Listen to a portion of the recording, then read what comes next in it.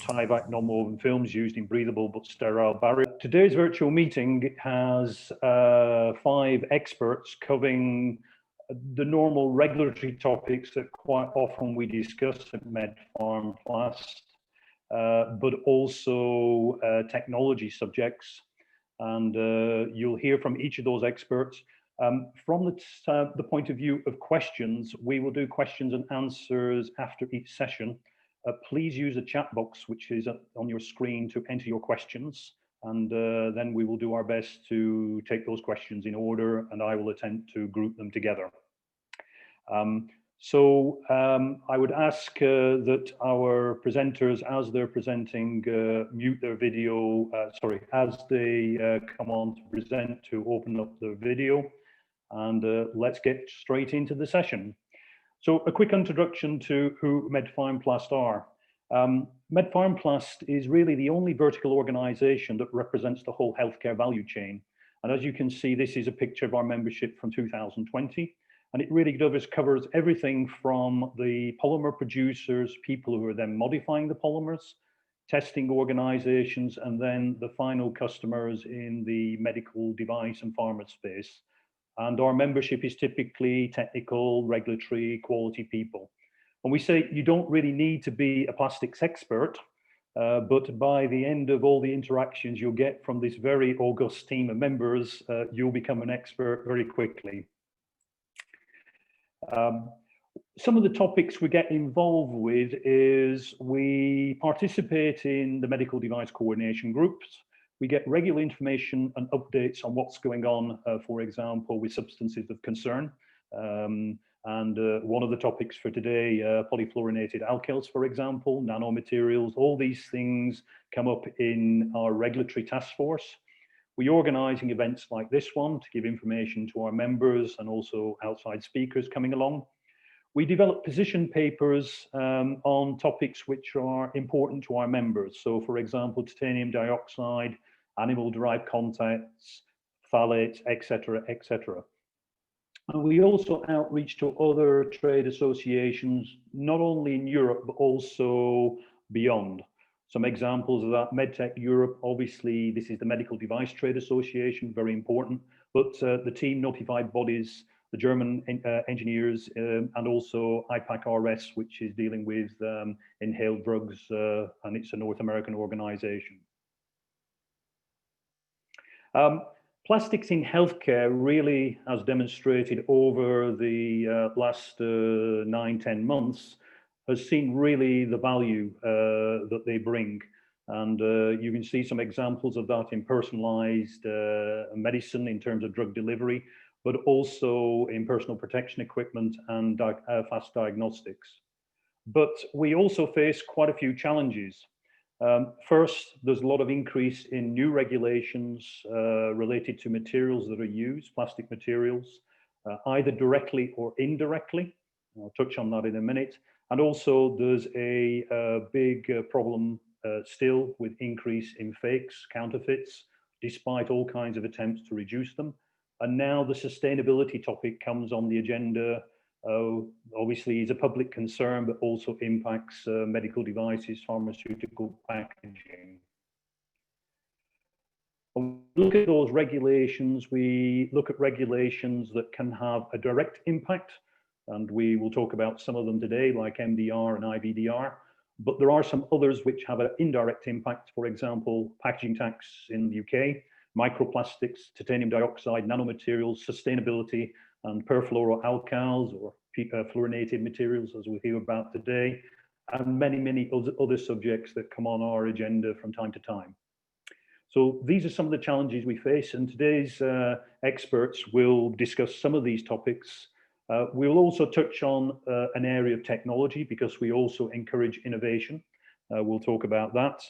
And basically, we will launch straight into the first presentation.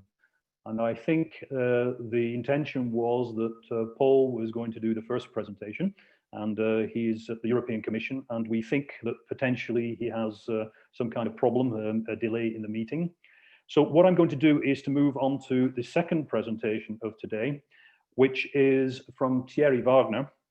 Thierry is working with DuPont. He's been with DuPont quite some years. He's currently the Global Director for Regulatory and Standards in Healthcare for one of DuPont's divisions. DuPont in this particular area is a well-known supplier of Tyvek non-woven films, which are used as a breathable but sterile barrier in packaging of medical devices and pharmaceutical packaging. And also Thierry is participating a lot in some of the standards, the groups that set the standards, such as ISO and CEN. Today's topic Thierry is going to talk about is how he's involved in trying to develop these so-called consensus standards for sterile packaging. Thierry, over to you. Stop sharing.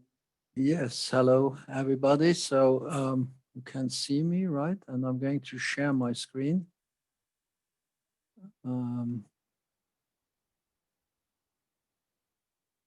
So share this screen. Okay. Sorry, I shared the wrong screen. This is stop sharing.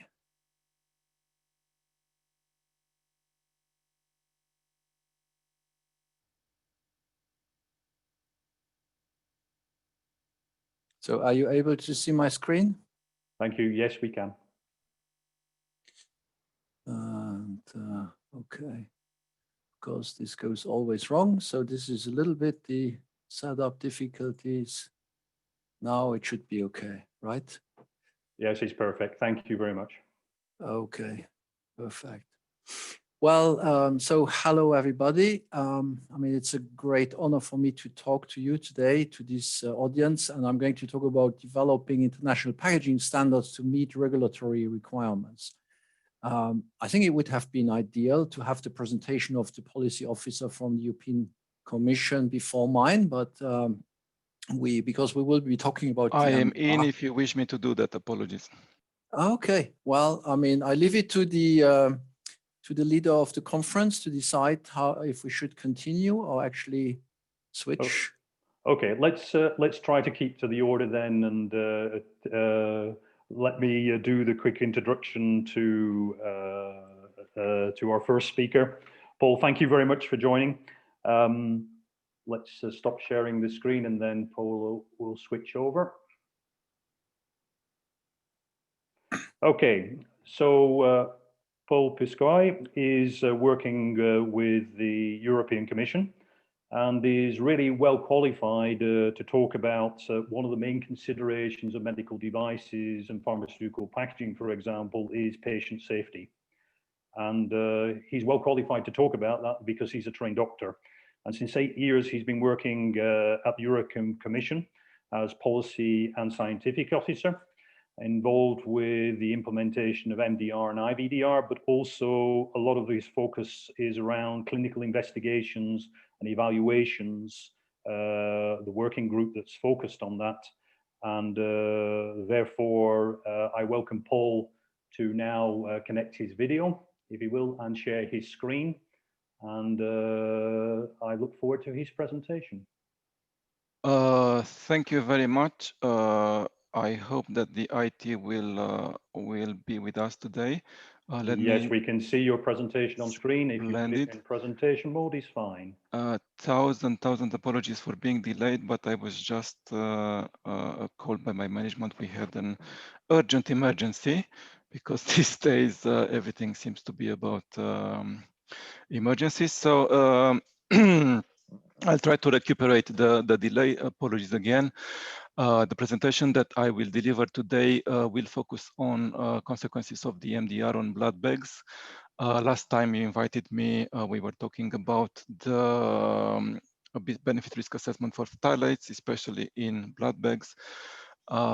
And this presentation will come to complement that. I'm sure that you all are expecting news on classification of blood bags with anticoagulants. The news are coming today. So without further ado, let me dive in. You know already that we have 2 new regulations. I won't insist on this. We have a life cycle approach, which is important because one of the solutions that I'll be talking about would be the use of clinical evidence gathered already for legacy products. So it's important to keep in mind that the packages, the data, the information that is available already can be used in the new conformity assessment procedures, and it needs to be updated in time. Then you know that as governance, there are 3 entities in the Commission dealing with medical devices, and we work with member states, especially in what is called MDCG, Medical Devices Coordination Group, to which you are also a stakeholder, especially in the sub-working groups dealing with the guidance that you are interested in, which will be important for a point later on. I am on 2 computers, as a matter of fact, so apologies if you hear strange noises. Right, these are the groups that were also mentioned, and for you, what's important now is borderline classification and NBO, notified bodies oversight, and CIE, clinical investigation and evaluation. So you need to look at the guidance which are issued about by these 3 working groups. And maybe the burning element, classification of blood bags. As you know, under the directives general rule, blood bags were in class 2B, while rule 13 was saying that those devices incorporating as an integral product a substance which can be considered important to be a medicinal product and is liable to act on a human body is class 3.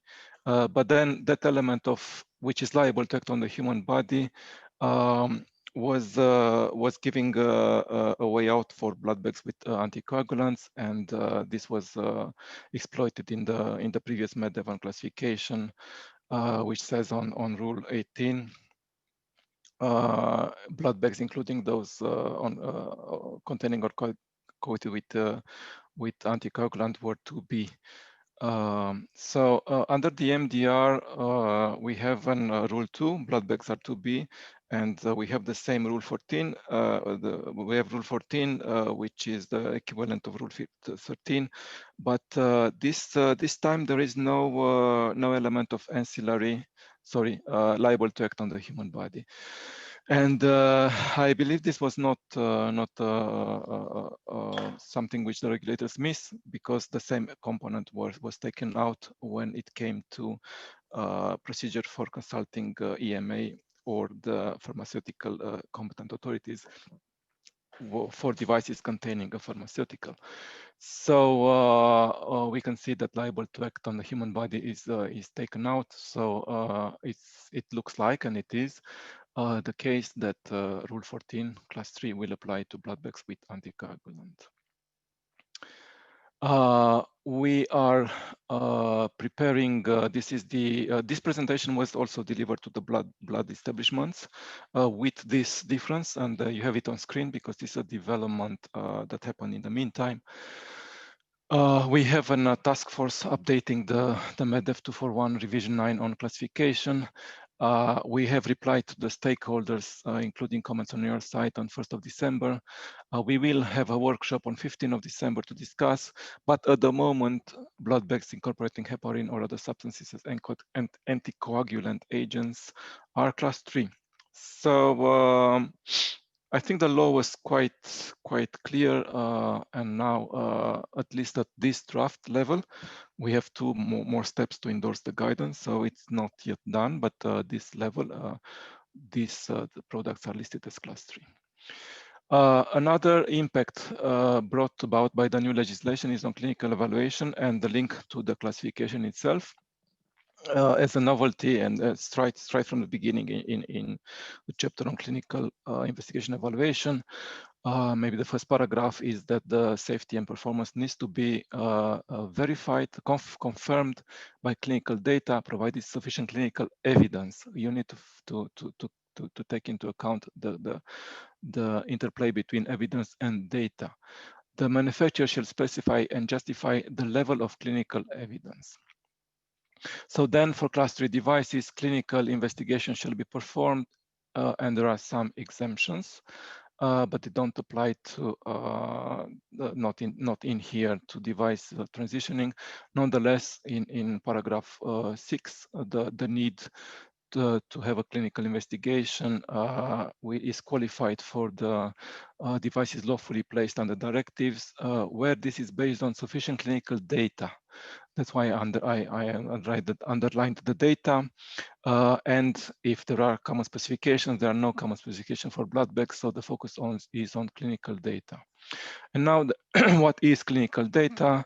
It's clinical investigations, then data from equivalence, and then data from published scientific literature, and relevant information from post-market surveillance, particularly the post-market clinical follow-up. And I underlined that concept of life cycle to say that, although not so clear like in the regulation, that the concept of gathering data from the post-market was also in the directive, and hopefully you already, or manufacturers already have that.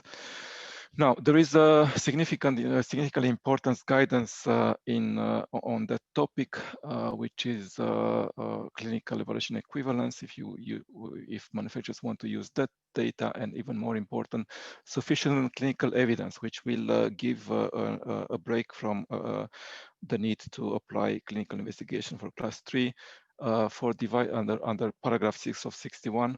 That for devices that were placed on the market under directives, where we talk about well-established technology. So well-established technology is a relatively simple, common and stable design. Checked. Their generic device group is well known for safety and has not been associated with safety issues in the past. This is what is claimed. There are well-known clinical performance characteristics, and their generic device group are standard of care devices where there's little evolution in indication and the state of the art, and also a long history on the market. And then in appendix 3 of this guidance, there is a table which is on 2 levels, and at the level 2 for devices which are well-established technologies, there is a list of data that may be used to prove conformity. And I think it's a quite clear list, and it's a helpful one. Now, as I said in the beginning, for class 3 devices, there is the necessity to consult for class 3 devices incorporating pharmaceutical, which is acting ancillary has an action ancillary to that of the device. There is a need to consult the authorities for medicinal product. Again, in the past, there was the derogation from liable to act upon the body. That's not the case anymore. So that's why I think it's not a mistake for the classification rule. It's been a decision of the co-legislator. So this is how the text is at the moment. This need to take place. There is a guidance on hopefully permitting the or helping the colleagues on the pharma side to maybe consider a light approach if they are satisfied that indeed this can be applied. On our side, the procedure needs to be launched, but then how it is finalized, how fast it is finalized by the colleagues on the pharma, it will be at their latitude, but previous experience is recommended to be taken into account. We have discussed in full last time about hazardous substances in medical devices, so there is a need to the benefit risk assessment under Annex 1.10.4. And as you know, I will not spend time with this one. There is the guidance on how to do it by SCIR. It's on our website for a few years. Now,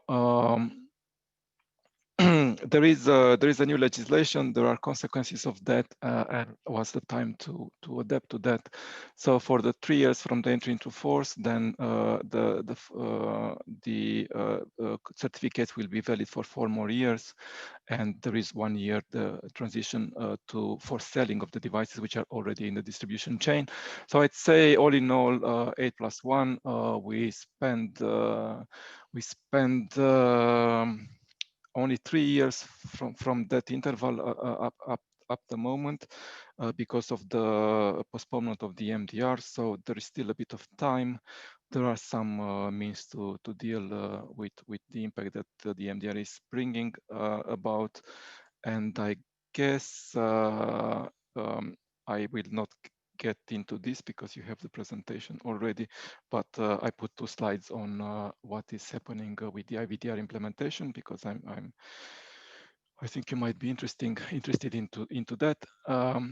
All the novelties and all the what's next in terms of implementation are on our website, where we have something called a rolling plan. So it will be updated in the next days. So you will have the last novelties in there. Thank you. Apologies for being late, and I'm yours for questioning if you wish. So. Thank you very much. I appreciate your presentation, and I think you caught up really well, so very well done. The one question perhaps to Lila, who's looking at the Q&A, I don't see the posted questions in my inbox, but maybe Lila, you see them. One question I have while we're waiting, Lila, just to go through these, is you talked about the timetable for implementation, and the impact of that has been for the obviously because of COVID. One of the questions that actually has come in from the audience, I can see now, is there any plan also to delay the implementation of IVDR by 1 year as well, taking into account, you know, the delays of all the necessary preparations because of COVID? This is a very fashionable question, and also my colleagues tell me that at least half a year now, everybody is asking that with every opportunity, and it was maybe brought about by seeing the speed with which we managed to postpone the MDR. I've been told by my colleagues with longer experience in commission than myself that they've never seen something so fast. So don't think it's very easy. As a matter of fact, as you know, it's in the hands of the co-legislators, which is Council and Parliament, so the member states. Even if we go with such a proposal, there is no guarantee that it is automatically accepted. But to reply to your question, there is no plan to do that at the moment. And for the postponement of MDR, maybe COVID was helping. But for the IVDR, I think COVID would work against. If only because we've seen that there were problems with self-certified COVID tests that were not performing, and it would be a bit difficult to explain why we don't put in the more strict and modern framework when the tests for such an important thing as a pandemia are not performing well. So in short, I do not know, but there is no indication at the moment. Okay, thank you, Paul. Another question that's come in from the audience is, which part of the device or drug device combination products need to comply with Annex 1, Section 10.4.1, so-called the Declaration of CMRs, EDs, and phthalates? Is the device overall? Is not a part of the device. Okay, so you look at it not from an individual component. You look at the device as one entity complete. Yeah, it may allude to systems and procedure packs, the question, and that also depends on how those are assembled, on if they are co-packaged and so on. Mm-hmm. So to give an overall reply, it's maybe difficult because we need to look at individual cases, but yep. 10.4 applies to the device in its entirety. Okay, thank you. And a question here. There's a comment here. The borderline meeting is on December 15th. You mentioned 2 more steps that will need to take place after this meeting to finalize the opinion. Could you confirm these 2 steps and the timing of these 2 steps? It's not a meeting, it's a workshop with stakeholders to mm-hmm. reply to the questions on this classification guidance, where we received 450 something comments. Mm-hmm. It's at the task force level. So the moment the document is updated post this discussion, it will go to the CI, to the borderline classification working group for endorsement and maybe a bit more commenting, but mostly at the level of the regulators. And then it needs to go for endorsement to MDCG. The timing, we will do it via written consultation. So we will launch it, I hope, end of January, very early February towards CIE, and we usually give 2 to 3 weeks, and then depends on how many comments we receive from the regulators and what's the wish to update, and then it will go to MDCG. The next MDCG meeting is in March. Maybe that's a reasonable timeline. And perhaps a time for one final question here is the comment is guidance on consultation of authorities on medicinal products is only covering for products covered under Rule 13. Will a guidance also be released for products? Will a guidance also be released for products which will be up-classified to Class 14? I'm not sure I got that question. So the guidance is not, as a matter of fact, on classification. It's on consultation, which is in Annex 9.55, if I recall correctly. So the consultation of pharma authorities. If you give me a second, I can look at that. It's Annex 9.52. So the guidance that I quote in my presentation is on that point.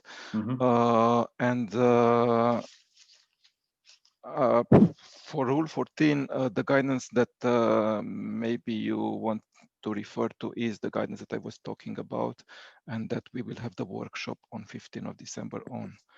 Okay.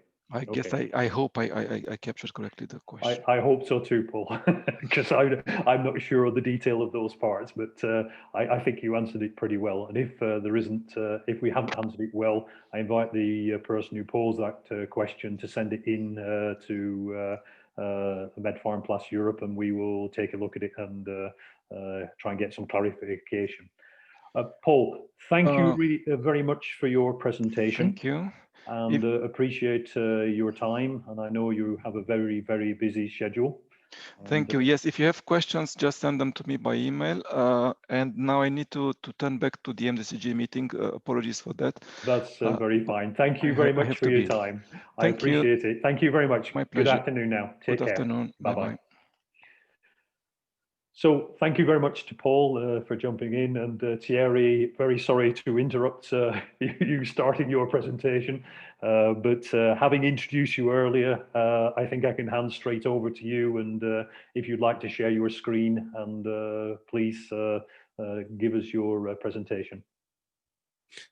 Yes, okay, so I'm trying to get us back onto the slideshow. Let me know if you can see it. The slide, am I on mute? No, you're not on mute, but I can't see your slides as yet.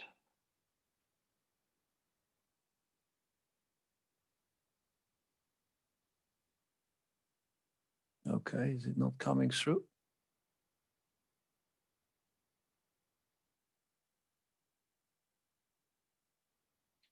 Maybe click on, oh yes, it's coming now. It's coming, yes. And if you can come to your first slide in presentation mode, I think we're good to go. Okay. Okay, yes. Perfect. Thank you very much, Thierry. It's always little.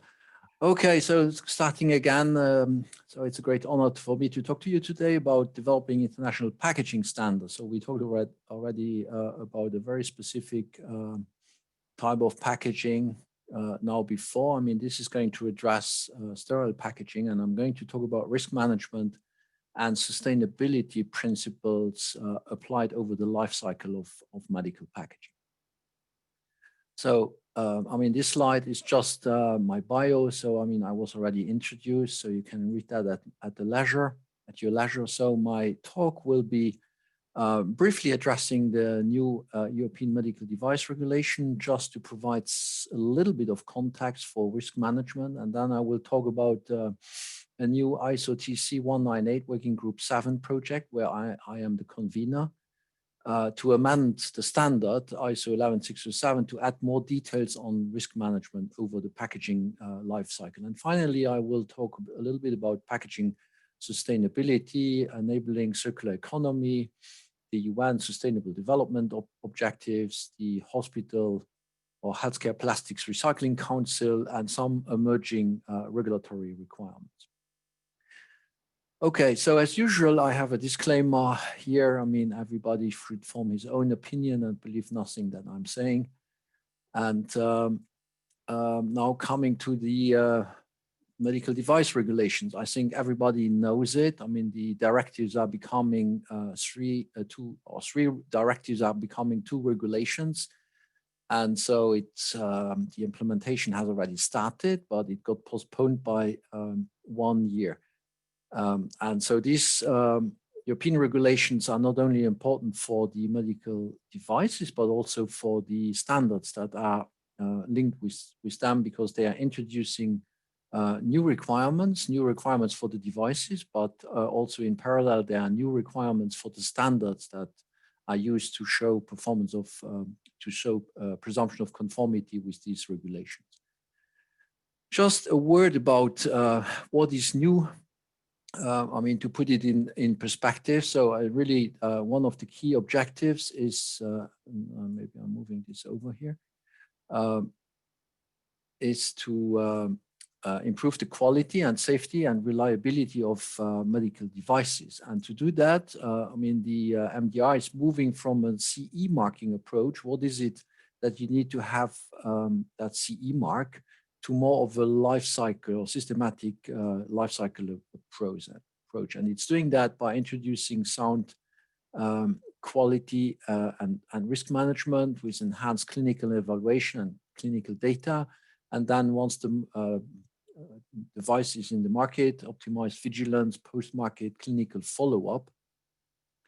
And then if there are any issues, coming back into it and reevaluate that. And to make sure that this is really also done. I mean, you know, there's this rigorous notified body oversight, which, I mean, they themselves have to be qualified, and they have also extension of scope.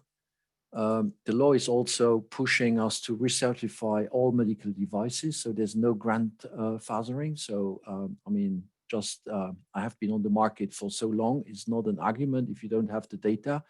And the law is asking to re-harmonize all the standards that have been harmonized with the medical device directive in the past.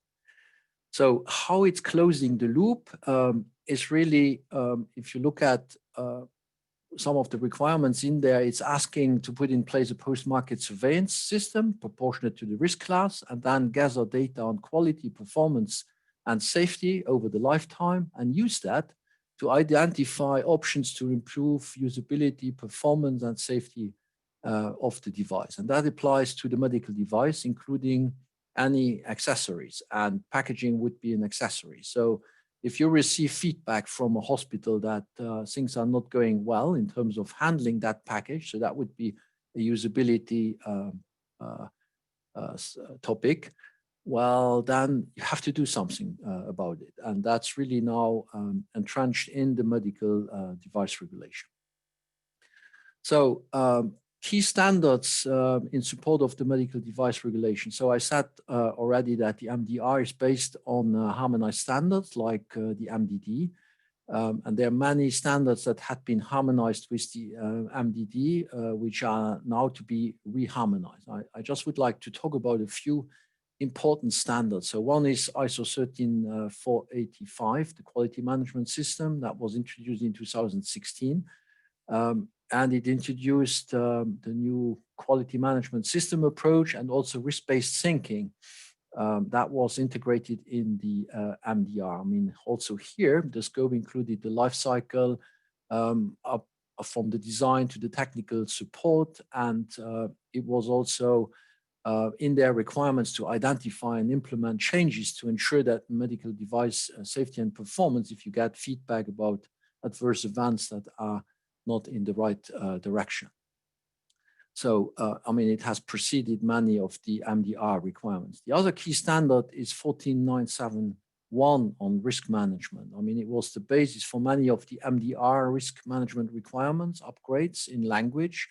The language is very often fully aligned, and that represents a significant upgrade versus the MDD. The 2019 version then introduced a number of changes that were more or less alignments with changing regulatory requirements about the world. So these two standards are worldwide quite important because, for example, the US was heavily involved, and the US is also considering to take ISO 13485 as their quality management system. Japan, for example, they also going to introduce soon an ordinance to make ISO 13485 mandatory as a quality management system for their market. So both of these standards are very important. Now, I want to address ISO 11627, which is another horizontal standard, or we can call it a semi-horizontal standard because it applies only to anything that is sterile versus non-sterile. Of course, it doesn't apply to, versus the two other are really horizontal and apply to everything. So the MDR introduced also a number of things that were actually part of ISO 11627, for example, to ask for packaging validation as a key requirement. And the 2019 version that got published had a number of upgrades there that were trying to meet also MDR requirements. We will address some of those. So before we do that, I think it's interesting to have a look at the evolution of this standard in ISO 11627, which is about packaging for terminally medical devices. So the first time that it got published in its current form with the two parts, that was in 2006, and it was the outcome of alignment and harmonization between Europe and the rest of the world, with the EN 868-1 standard discontinued, and everything integrated in these two standards. It got then harmonized with the European Medical Device Directive, recognized by the US FDA, and got a wide international adoption throughout the world now with countries like Japan, Korea, Australia, Russia, and many others that have applied, or the US also considering it in recognized standard. Then in 2014, it got a relatively minor change. I mean, it was a targeted amendment working on definitions and also on Annex B with the test methods that required validation. So a lot of work was done to validate test methods that got integrated here. And finally, in 2019, the upgrade was to meet key requirements of the medical device regulation. So that was a major revision. It introduced the usability evaluation concept to look at aseptic presentation. It put more focus on change management processes, on process specification that you need to establish for your packaging process. It included also environmental guidance, and as I said, a lot of alignments with the MDR guidance. And finally, in 2020, 2023, ISO TC 198 is working on amendments to add more details on risk management. So why is that? Well, basically, through the HAS consultant assessment, I mean, that was an area that was highlighted as requiring more details, more focus.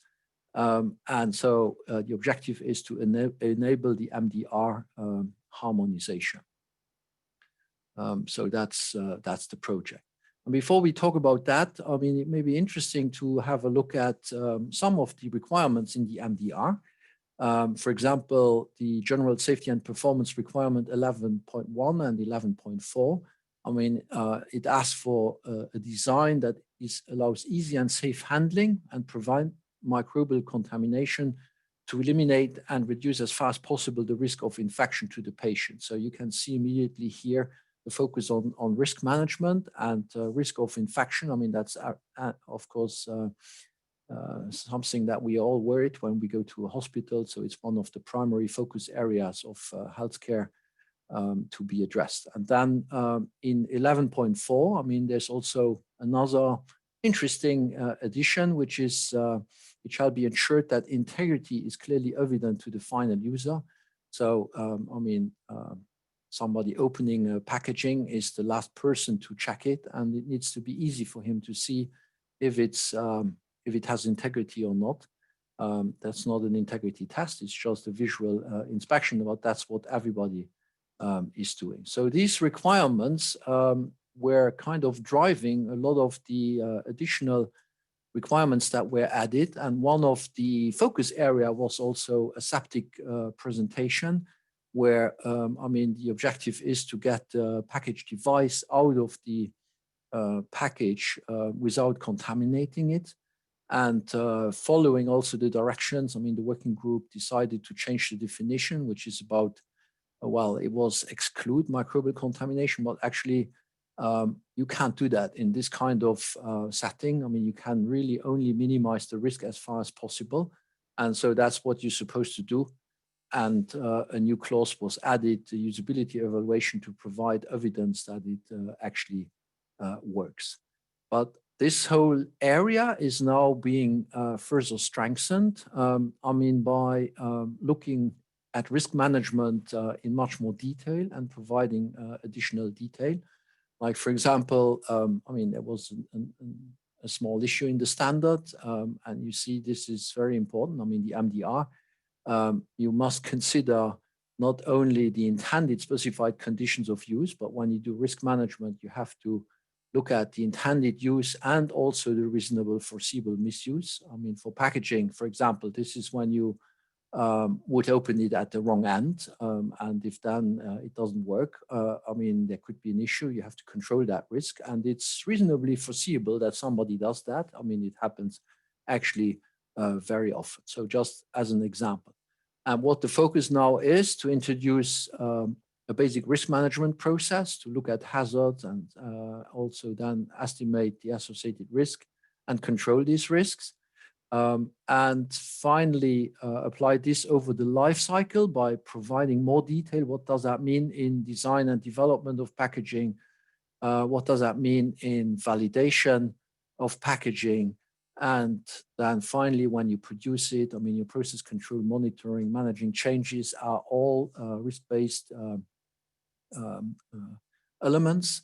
And closing the loop also when you get feedback from post-market surveillance that that there is a problem, when you have to deal with that and actually see what you do to control it. Okay, so that was looking at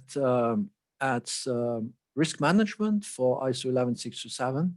I'm now going to move over to sustainability and have a little bit of a little discussion about sustainability. So sustainability is here is really something larger than just the environment. When it's defined as meeting the needs of the present without compromising the ability of the future generations to meet their own needs. So this is our children, our grandchildren. So it's their needs in terms of environmental, social, and economic aspects. And it's really looking at the balance of all of these things. So larger than the environment and has multiple dimensions. So the United Nations, they have published in 2015 via global consensus the Sustainable Development Goals. There are 17 in total. They're also known as the SDGs. And they have been adopted in the framework of the 2030 agenda, really to make significant progress and achieve sustainable development. So it's a call to action to end poverty, protect the planet, ensure that all people enjoy peace and prosperity. So they have many different dimensions, and these goals have become a blueprint for many companies to align their development and innovation goals against, including my own company. So one of these SDGs is really partnership for goals. So I think it's recognizing the fact that world and also all the industrial systems that we all enjoy and supply chains and etc. have become so complicated that I mean, nobody can achieve anything alone. It's really only possible that you work with partnerships for goals. So that's where it makes a lot of sense to have organizations like this one that we all joining under its umbrella today, or other associations to help advance these. So in my company, I mean, we have defined our 2030 goals to align 100% our innovation portfolio to meaningfully advance the United Nations SDGs and create value for customers. So we want to integrate circular economy principles in our business models, and we want to design 100% of our products and processes using sustainability criteria. So very ambitious. And as I said, I mean, many organizations have done that. So including also ISO. I mean, ISO, of course, highlighted that standards are contributing to United Nations Sustainable Development Goals in many aspects, economic, social, and environment. And also, I mean, they're encouraging really standard developers to include the SDGs into everything they're doing. The same is the case at SAN and SANELEC. So there are 5 strategic priorities, and the Sustainable Development Goals of the United Nations 2030 Agenda are one of the 5 strategic priorities. So SAN has also signed into the Circular Plastic Alliance. So many of you will know that. So this is hosted by the European Commission. It aims to gather key industry stakeholders to promote that collaboration between stakeholders and to promote voluntary action towards recycling, so that the 10 million tons of recycled plastic find their way into new European products by 2025. And one of the things that CPA has committed to do, that's a revision of European standards dealing with recycling of plastic. And so there is currently a so-called SHREC, I mean, a standardization ad hoc group, identifying existing standards and mapping the needs for new standards in support of that goal. And then the objective was to, well, I'm not sure if we will be able to meet that, but let's see, to have a new European standardization request, plastic recycling and recycled plastic, to be received by SANELEC in March 2021. And this also with an update of the packaging and the packaging waste directive. So there's very, very ambitious regulatory and standard changes ahead. And this should also be supplemented with drivers really to, well, make it a little bit more painful for those that are not moving into the right direction. So the European Union has decided to get a new financing scheme and to have a levy on member states so that they have to pay for every kilogram of plastic that is not recycled, well, actually 0.8 euro per kilogram.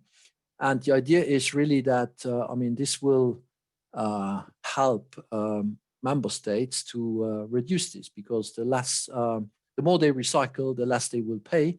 And the European Parliament has voted in favor of this. So now there's still a lot of politics going on. I mean, we know that I mean, currently this whole thing is a little bit blocked, not because of the plastic, but because of some countries that don't like that the European Union puts the nose into their internal affairs. But I mean, I think at the end, I mean, some packaging tax will come, and we've seen also in the UK that UK has introduced this plastic tax, which works a little bit differently than the European one.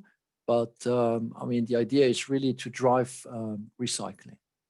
So here, I think it's, well, there's some worry also for medical packaging, because medical packaging is really a niche.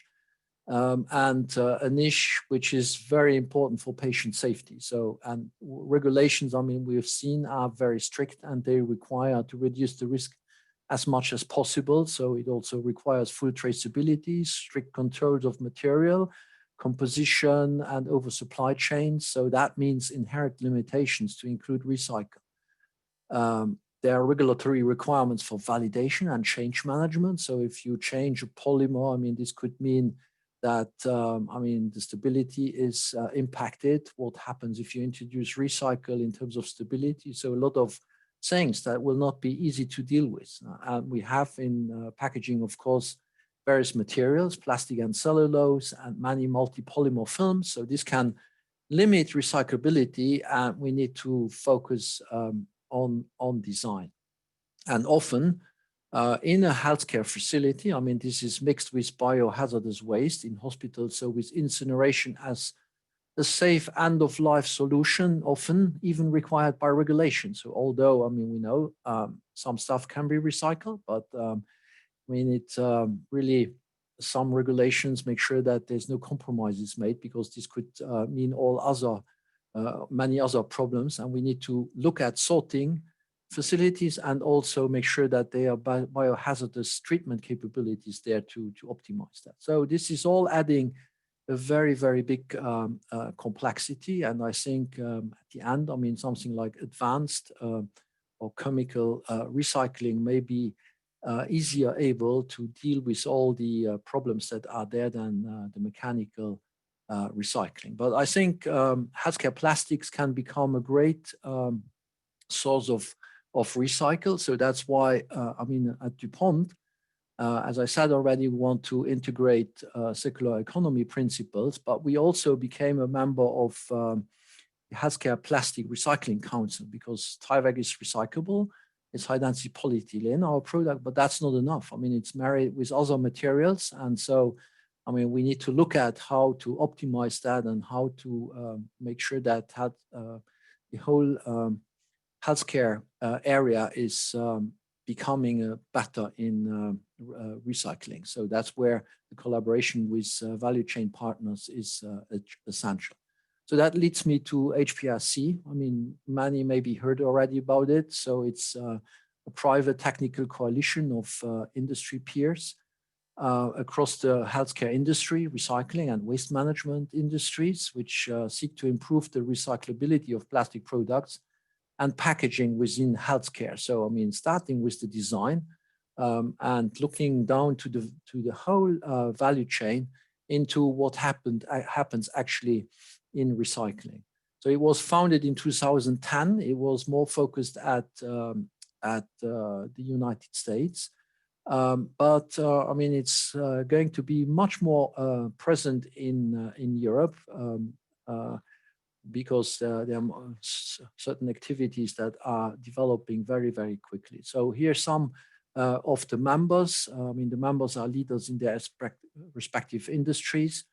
And along these members, there's also a healthcare facility advisory board with sustainability leading healthcare organizations. And we're working on establishing a European healthcare facility advisory board for 2021. So this is very important to understand barriers to needs and also to identify opportunities for action. And we believe this will immensely move allow us to move fast and efficiently. So the vision is to achieve healthcare plastics are safely and effectively recycled and widely accepted as a valuable resource.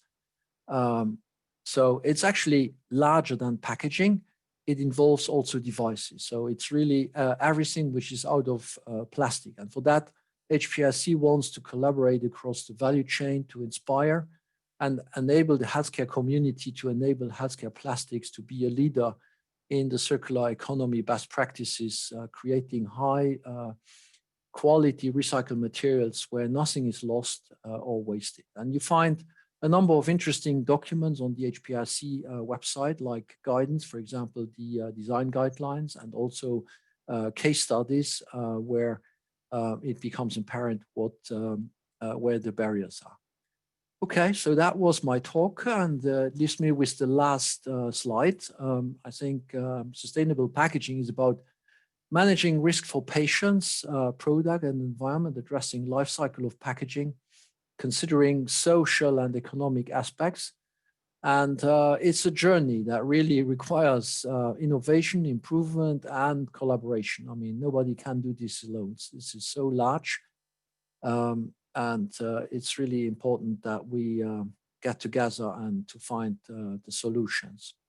And it's also, when you do that, a process that can lead sometimes to seemingly counterintuitive outcomes. So you only know when you do the work what is actually the best. I mean, to make sure that things move forward, you've seen it's under increasing regulatory focus and also by adding taxes to get us moving faster. So thank you for your attention. I'll be available for questions. Jerry, thank you very much for a very wide-ranging presentation. You covered the start of the risk management process to the end of the risk management process on recycling. Very interesting. And this is a topic also that we've discussed previously in MedPharmPlast meetings. And I know it's a topic that's coming on the agenda, the sustainability topic coming on the agenda, many medical device companies. So thank you very much for that. There is a question already posted. According to the new MDR, GSPR 11.1, do you think that this is in fact an opening for additional antimicrobial packaging materials? Why not? I mean, when you open a package, I think you're worried about any contamination that may get from the outside to the inside. So like if you say antimicrobial packaging materials, and with that, I mean, you make sure that on the outside you have less microbial loads, then, well, maybe you could, I mean, it's pure speculation now, you could make a case that this is helping to reduce the risk. So I think in aseptic presentation, there's now a trend towards double or even triple entry packaging. So especially also in the pharma areas where you go from one clean room zone to the next one, and by opening the package you and going to the next layer, you try to reduce the risk, etc., etc., etc. So it's like peeling the onion. So yeah, maybe here antimicrobial materials could also help to do that risk. So why not? I mean, innovation has to continue, and yes. Okay, thank you. I know this will also be a topic for one of our future, the future presentation also, because he's referring to also resistance or to viruses or killing the viruses. So that will be a topic that comes up. I maybe have a question for you as well.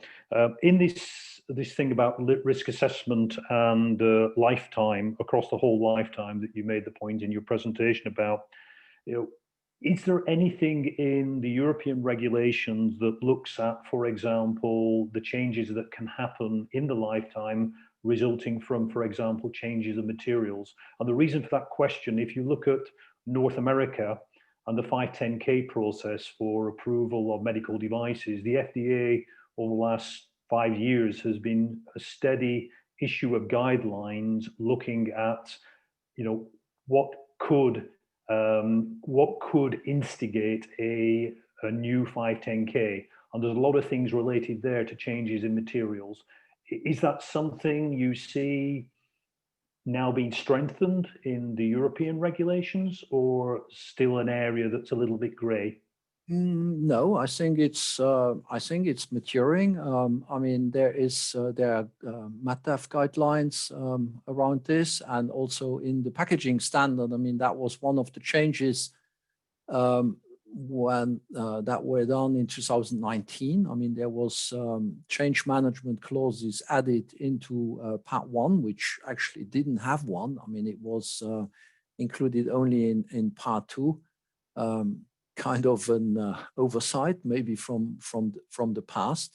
So it's now there are clear guidelines there that whenever something changes, I mean, you have to look at that. And I think there's also guidance in the ISO technical specification 16775 that is currently under development on how to do that, maybe in a way that you do not have to revalidate everything. So it depends on also how you set up your validation, and you may have to revalidate certain aspects or re-verify certain aspects. But I mean, it's clear that it's a job of a medical device manufacturer who has a product on the market to make sure that he stays updated on what is changing, and then to evaluate those in terms of risks for the validation status of that package. I cannot hear you. Steve, you are on mute. Sorry, yes, I was. Apologies. I'd muted myself and then forgot to mute my. Thank you very much, Thierry. That's a good answer. And I think the subject of sustainability that you brought up earlier will be a topic probably for further meetings that we might have in the future. And I take the opportunity to invite you to come along and maybe expand on the ideas there. But thank you very much for a very interesting presentation and wide-ranging presentation. And we'll move on to the next speaker, and let me introduce him. Nicholas Robin from Plastics Europe, which is the trade association covering the plastics industry. And Nicholas has had a career spanning 25 years in helping to form public policy at the EU and national organizations. And I think understanding the way the EU works and its various different facets and its different groups is, it sounds like a lifetime challenge in itself, and probably one that I will never be able to understand. So Nicholas, I'm sure this is something that over a beer you can explain to me. But anyway, your topic today is, you're going to be actually covering a topic I hinted on earlier, which is the impact of what I call indirect regulations. So these are regulations that are brought in this case, looking at fluoropolymers and potential restrictions on use. And this is not aimed at medical particularly, but this will impact medical. So for example, fluoropolymers, for those who don't know, are quite widely used as an additive, either in plastics or as coatings to make things hydrophobic. Example, in personal protection equipment, also in diagnostic equipment, pipettes, for example, but also in helping drug delivery devices function, for example, by reducing friction between plastic to plastic contact. So fluoropolymers play quite a vital role in this, and I think our members are particularly concerned about impact on restricting use of these fluoropolymers, because quite often there is no suitable alternative. So Nicholas, please launch your presentation, and we look forward to hearing and updating us what it's about. Okay. I don't know. Do you see my presentation? Yes. Yes, we see the screen. But I don't, yeah, I know, but I don't know why it doesn't want to do it. So I'm freeze. If you launch on the bottom of the... Yeah, I'm trying, but I don't know why it doesn't want to do it. So let's see if I can do it. Oh, it's everything. Hold on. Sorry about that. Try again. Yeah, the wonders of Zoom. Sometimes it works, sometimes it doesn't. Yeah, I try to do it in it works before. Okay, here we are. Sorry about that. Yes, good. Sorry about that. So thank you, Steve. Yes, thank you for introducing already the subject and our product. I don't know if it's actually indirect regulation for you. Maybe during the presentation and the discussion we have after, it could be actually a direct regulation for you. So yes, good afternoon. It's really a pleasure to be invited to speak at your seminar. As Steve said, I would like to share information about the political development on PFAS. I have to say the debate on PFAS is extremely polarized, and we're entering in a very disturbing and disrupting time with the development of stringent regulation on PFAS. So first, I will explain from whose behalf I'm addressing to you too, and before the Q&A session, I will present the regulatory and legislative road that the European Commission will use to reach its political on PFAS. And unfortunately for us, this goal is to phasing out all PFASs. So who we are? So we are representing the fluoropolymer manufacturers, and we are part of a Plastic Europe group. Our members are 3M, AGC Chemicals, Arkema, Chemours, Daikin Chemicals, Solvay, and Gore. And as a voice of the industry across Europe, what is very important is to advocate for a balanced regulatory environment based on science facts, ensuring that the European industry remain competitive and sustainable. And as already introduced, the debate around PFAS is very dominated by emotion and not always on scientific facts. So what are fluoropolymers? So if you can see on the slide, the fluoropolymers are fluorine atoms directly attached to their backbone. And the unique characteristic of fluoropolymer, chemical inertia, durability, and biocompatibility make them valuable in a wide range of medical application and use in healthcare. So for example, fluoropolymer are used in a treatment area, surgical gowns, drapes for their contamination resistance property. And we have some fluoropolymer on some wall and floor covering, employing fluoropolymer to allow from aggressive cleaning to help reduce potential source of infection. Fluoropolymer are also used in implemented medical device like vascular graft, stent graft for cardiac issues, surgical mesh for repairing hernia. And as I said, they are used a lot on the health patch also, and of course on sterilized container. And as Steve said before, I mean, basically fluoropolymer are used in most of your products as coating. So what's happening, as I said, the European Commission, and I will say the society and environmental NGOs and some member states want to phase out the PFAS. How they want to do that, they're using two roads. One is a regulatory road through the REACH process, and the other one is a legislative road. So we have 5 member states who decide to push from a restriction on PFASs, and they are currently looking at evidence, data, collecting information. And therefore, I think it will be important for you to look at where fluoropolymer, where PFAS are used, and how to get data. Because as I said, the 5 members want to actually phase out completely the fluoropolymer. And if they are not aware about the use of fluoropolymer and PFAS on your product, you can be suddenly having banned, completely restricted with not knowing it because you're not able to bring evidence for an exemption.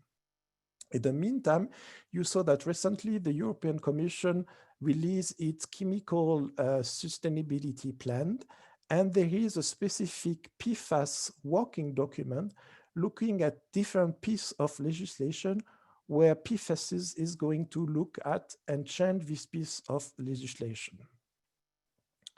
So let's start by the regulatory roads.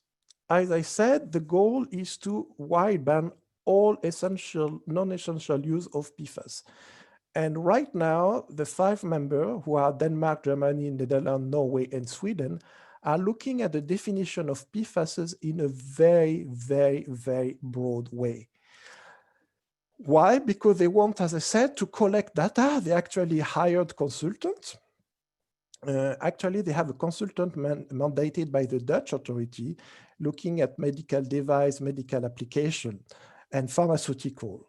And therefore, I will advise you to be in contact with this person because, as I said, they have such a wide range of uses of PFAS and fluoropolymers that is very difficult. I mean, this consultant is a one-woman shop, and she's not always aware about all the different applications. And if she didn't have the information, she doesn't have the data, she can be, not looking at your application. And as I said, after, when we're going to enter in the process of exemption, it's going to be extremely hard for you to have this exemption because they don't know it. So as you see, the restriction process is extremely long in time, but in the meantime, these 5 members want to push it very quickly. So for example, they hired their consultant in the end of September, beginning of October, and they're asking them to already produce their study by the end of this year or the beginning of January max. So you see the looking at information, sharing information, the preparation, it's very important and very quick. So next year, it will be a key year for our industry. And after, in 22 and 23, obviously is going to the normal restriction process. So to look at the scientific aspect, to look at the socioeconomic data that you can have is extremely important. So what happened on the legislative road? As I said, the Commission released its chemical strategy for sustainability on the 14th of October. And the strategy wants to ban most of the toxic substances by default. And they want to authorize them by cases, but they want to base this assessment on the so-called essential use, which will be a new concept that the Commission will bring in, that already the 5 members I explained before are putting in also. So what is essential or not essential? I will say for you, it may be easier than for other application, because obviously when you're talking about health issue, the essentiality came more quickly in mind than when you're speaking about maybe coaching for buildings or other application. But the idea of the Commission is really this idea of essentiality that you should have a scrutiny on, because maybe essentiality, in packaging, is it essential to have non-sticky packaging, and is it possible to change with other alternatives? It's obviously something to look at carefully. And as I said, on this also PFAS working document is not really an action plan, but the Commission really look at things carefully. And as I said, want to define these criteria of essential use. And I will say the PFAS will be probably the guinea pig of the new way to look at the chemical legislation. It's why what's going to happen on PFAS is very important, because it's going to be an example of what's going to happen in the future for other group of substance. When I said other group, because PFASs are obviously a class of more than 4,000 different types of substance, and the Commission want to use a group approach. So they said that they cannot assess all these 4,000 substances in a lifetime, and it's going too slowly, and therefore they want to group all of them. And as you can see, in the 4,000 different substances, they have different quality, different property. And obviously, for example, for the fluoropolymer, yes, we are PFASs because we have a carbon and it contain fluorine in it. But in the meantime, it's very different in terms of characteristic, such as when we discuss about persistency. Obviously, all PFASs are persistent, but is it enough to say that you have to ban all PFASs? In terms of mobility, for example, fluoropolymer acting very differently in terms of bioaccumulation is acting also differently than other PFASs. So this idea to group everything in one to say it's persistent, so we have to phase out, could be very dangerous in the time, because as I said, it will push for other substances. So today, my message is obviously a few of them. My first one is, well, I think you should look at in your product where you have PFASs, where you have fluoropolymer, to assess that, to work with us, because sometimes as a producer is not always, and manufacturer is not always so easy to know exactly where our products are used. And we are, as I said, working with all the value chain.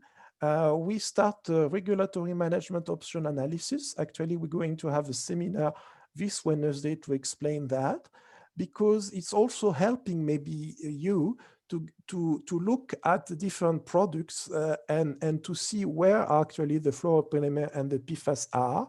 And of course, we encourage you to engage with us, first of all, to make an assessment and to discuss with the 5 authorities who decide to have this restriction, to discuss with eventually, if you need it, with the consultant in charge to make a study on pharmaceutical and medical devices.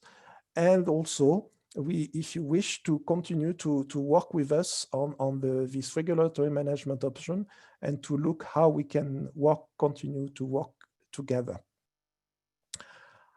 Obviously, you have my contact detail. I put you more information about fluoropolymer and PFASs, and I'm happy to take some question. Nicholas, thank you very much for a very interesting presentation. There are a number of questions here. Let me try and group them together. Firstly, there's a question, does this, the scope of these potential regulations cover low molecular weight? Is there a molecular weight distinction, or is it basically covering anything that can be classified as a fluoropolymer, irrespective of molecular weight? No, actually, as I said, the Commission and the 5 member states are looking at PFASs, not only fluoropolymer, but PFASs, because fluoropolymer is actually a heavy molecule, but are looking at the PFASs in general in a very broad term. Mm-hmm. And as I said, they want to look at it, they group it and look at it as one classes. So they have no subgroup or division about if it's a gas, if it's not a gas, depending on its mobility or not mobility. They really want to look at it in the most broad way they can, because the idea is to phase out the PFASs. I will say this is the base. They want to phase out the PFASs. And if you want to have exemption, you have to really come to ECHA, to this member state, with very strong data and information, and especially on alternative. And this is, there is another question here related to this is, do you know if TNPP uses processing aids in film extrusion or resin manufacturing for medical devices are considered in the exemptions? So I'm sorry, I'm an economist by background. I'm not a scientist. It's okay. I don't know what TNPP is either. So no, but if you don't mind to send me the question, I will ask obviously to my member, and I will come back to the secretariat, whoever asked the question, to Okay. answer to this question. Thank you very much. That will be educating me as well. You mentioned, or you referenced a PFAS meeting coming up soon. What is that meeting? PFTF meeting? A PFAS meeting referenced in the question here. No, I don't know what you're referring to, but the question is, you know, you have the risk restriction process. Mm-hmm. So on the risk restriction process, now you have the call of evidence. So the 5 states developing a dossier, they're going to put it in the REACH process. And after the REACH process, they're going to enter on these different committees, Social Economic Committee and the Scientific Committee, so the RAC and the SEAC of ECHA, where they're going to give the opinion. The opinion after is going to be given to the Commission. The Commission is going to give its opinion and send that to the Parliament and the European Commission for scrutiny. So it's a long process where you have a chance to influence and to discuss in the process. But obviously, when the five authorities were actually looking at the code of evidence, they're going to probably asking to register this restriction. We don't know, probably in the second quarter of next year. I will say already there, you know, they will have fixed line in terms of the scope that we discussed before, in terms of idea how to assess the fluoropolymer, and obviously this idea of essential use, maybe it's going to be in. So I will say the time, the window of opportunity is very short.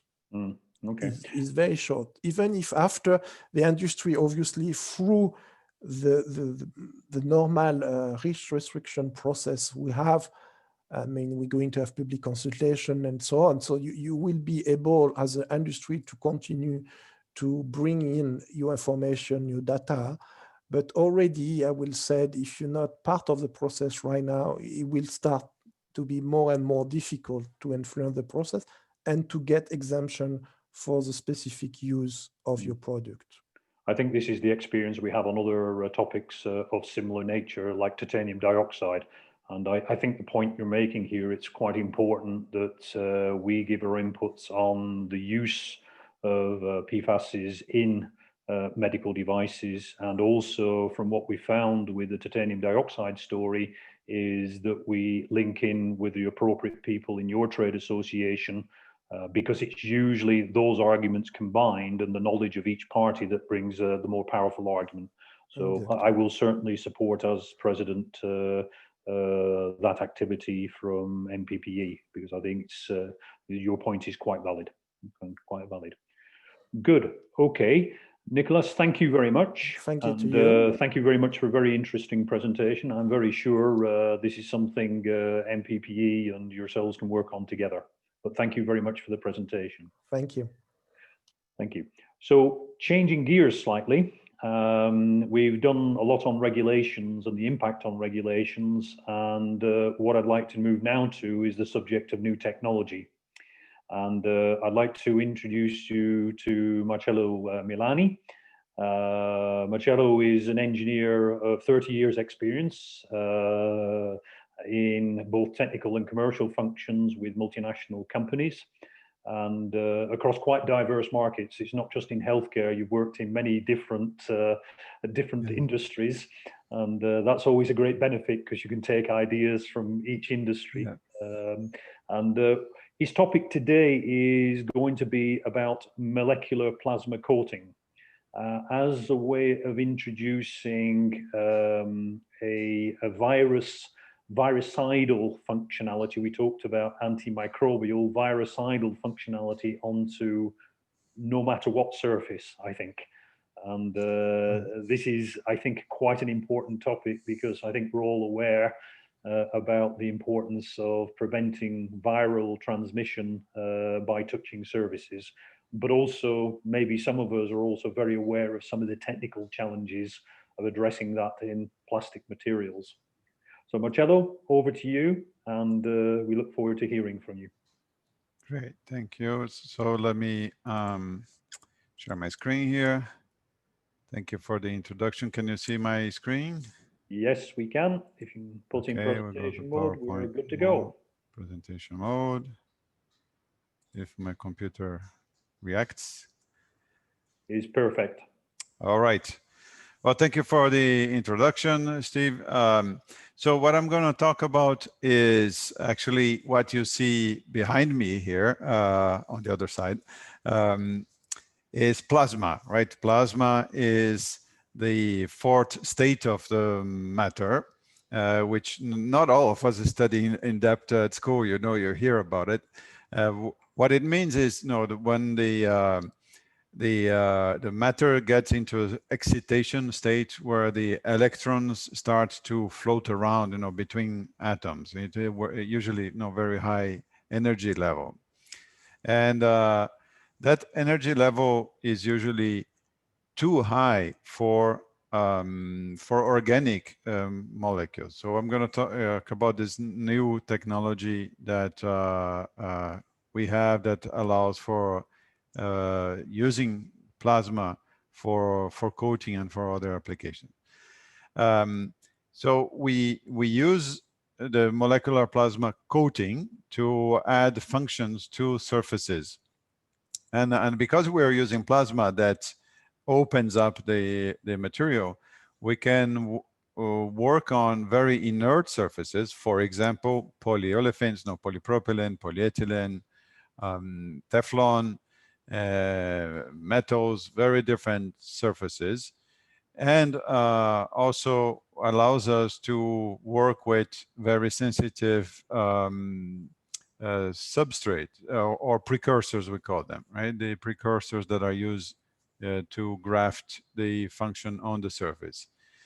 And this allows us to create a medical device, a pharmaceutical product, or different products that have a different function on their surface because they have a layer of molecules that has a different behavior there. This, in theory, is not new. Coating, right? What is really different is the way we do it.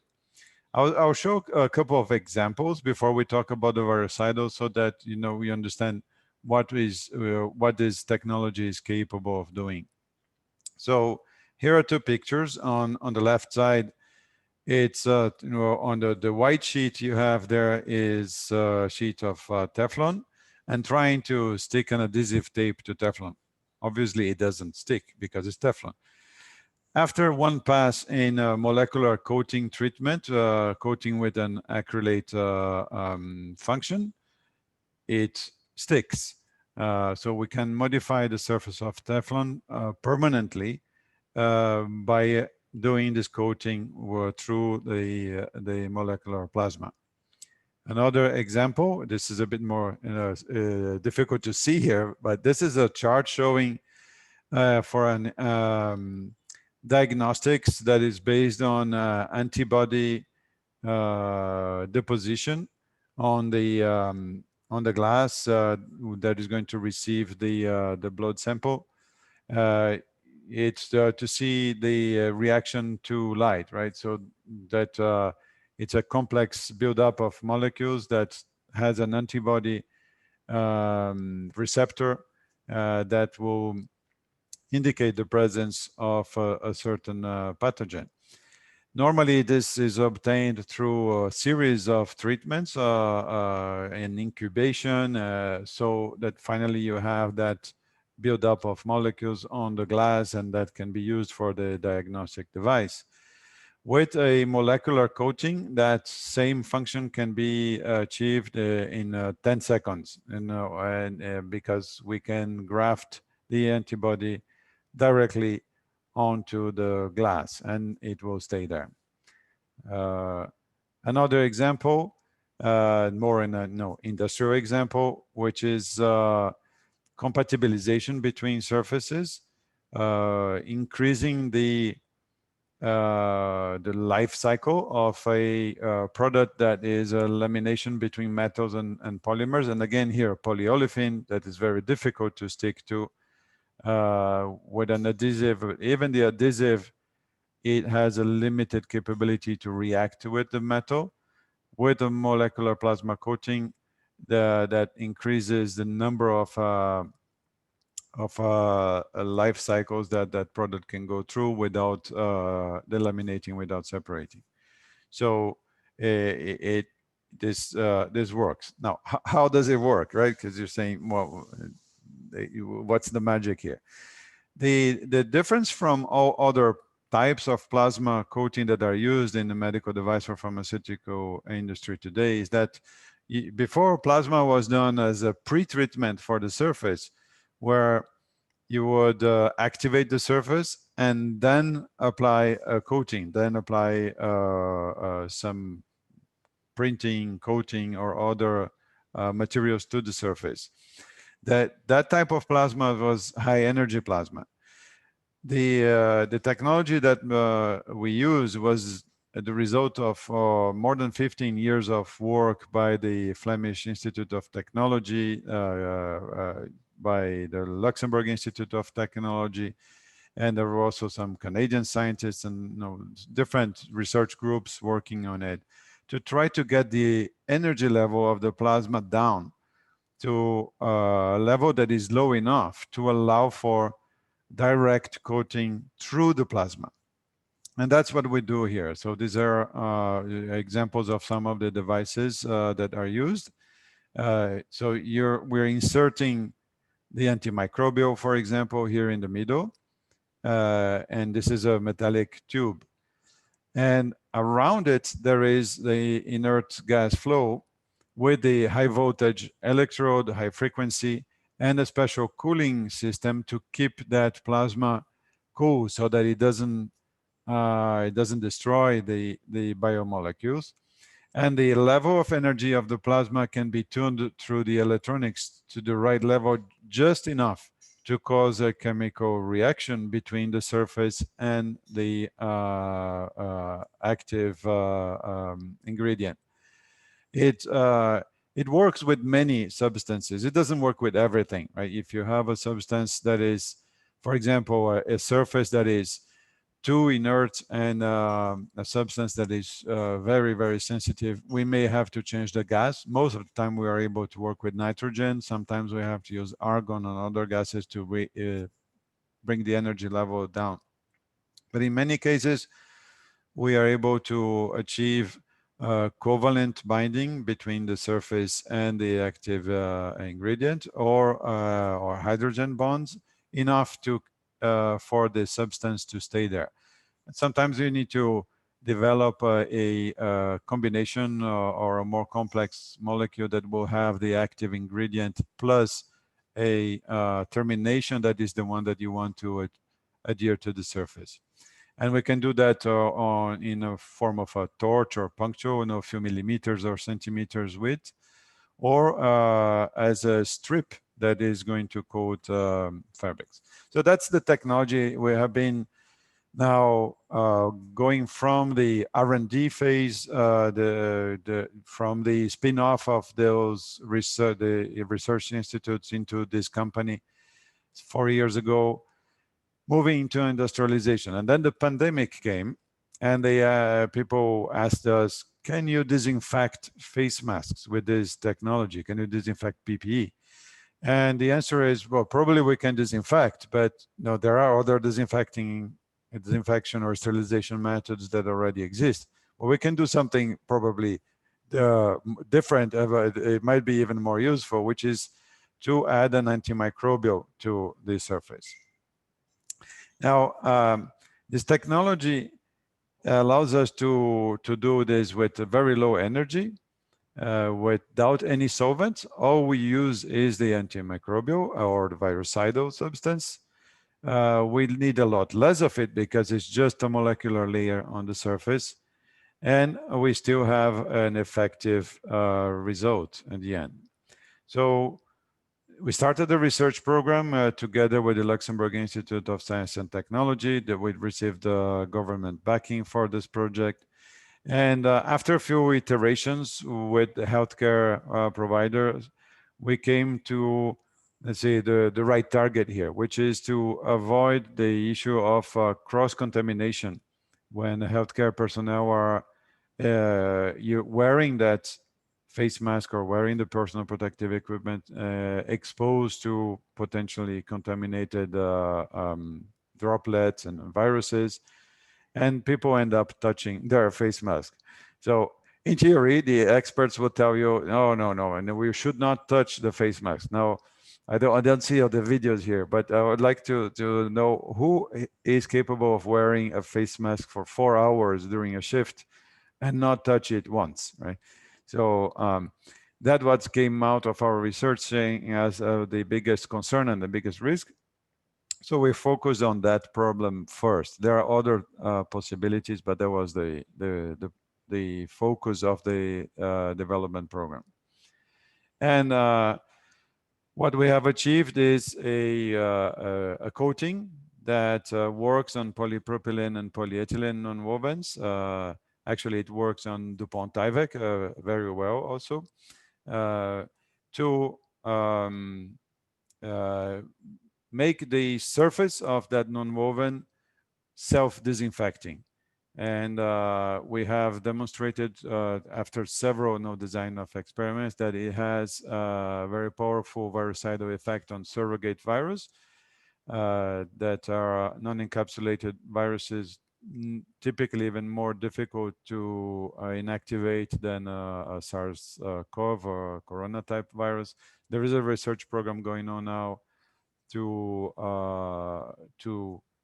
fine-tune the coating to be the most effective against the SARS-CoV-2 virus also, but we already have a confirmation that that it works. And it's also interesting that because the virucidal substance is on the surface, it is highly effective in a relatively short time. Now, the substance that we have selected here, and this goes back to the previous presentation, is not a medicinal product. In fact, we have used for one of the formulations is simple citric acid. And the citric acid is then grafted to the surface of the polymer, and it will only react and come out when there is saliva or blood or water in contact there. And that acidity will have a disinfecting effect. And because it's not a medicinal product, then this is not going to be a combination device. It's still a class 1 medical device. Now, there are other substances that we have tested, and they are even more powerful, more effective, that are medicinal products. That technology is available. Will take a bit longer time to get those products CE certified, obviously, but the options are there. So I said, no, we started with a substance that is easier to use. We have other substances being tested right now. And what's very interesting is that the quantity of material that is needed is very limited, because again, what we need is the surface to be active. And we are talking about really only a few milligrams per face mask, or tens of milligrams for a garment.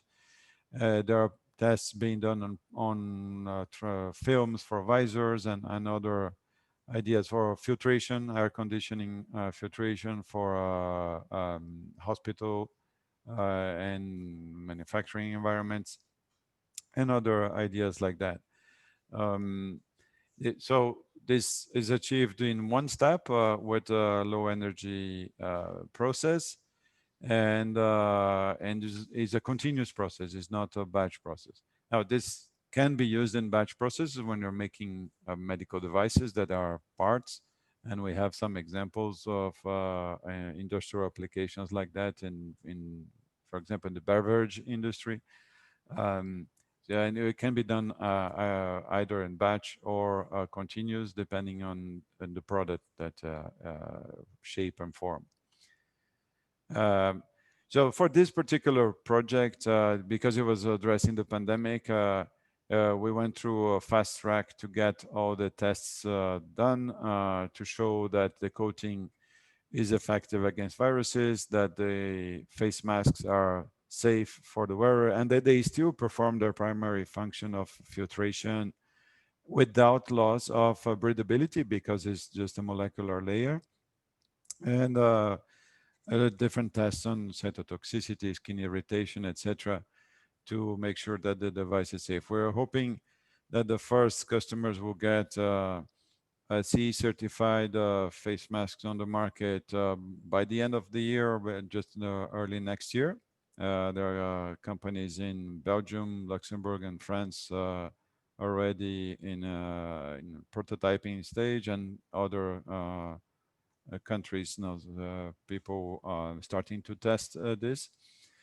Because this was a government-backed program, this technology is non-exclusive. Normally, the way we would work is the customers develop their own application technology and patents using this technology.